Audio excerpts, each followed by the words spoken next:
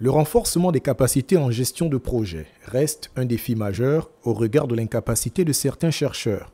C'est dans cet ordre d'idées que le Sénarest et le Comité ministériel permanent de coopération islamique ont initié cette rencontre. Cet atelier n'est pas du tout un atelier de trop, mais au contraire, c'est un atelier très important car il vise plusieurs objectifs.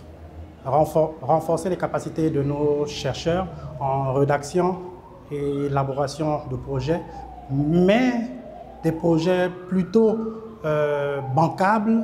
Pour Dr Ismaïlia Diallo, l'élaboration d'un projet de recherche bancable obéit à des normes bien précises. Un projet bien structuré obéit à une demande d'abord sociale, qu'on contextualise, qu'on justifie la demande sociale à travers des statistiques qui sont établies pour justifier la zone d'implantation d'un projet.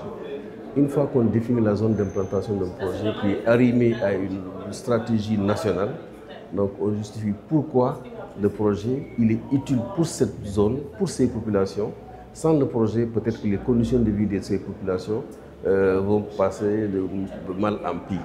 Au regard des thématiques abordées, les 30 participants n'ont pas manqué de saluer cette initiative qui constitue pour eux une plus-value. Je pense que cet atelier vient à point nommé et surtout remercier encore le Comstec qui a bien voulu avoir ce partenariat avec le Sénarest pour pouvoir nous accompagner dans le renforcement des capacités et surtout dans l'élaboration des projets. Beaucoup le savent, hein, on a du mal à capter les financements extérieurs, surtout au sein de nos centres de recherche. Et une formation comme celle-là répond positivement aux attentes des chercheurs.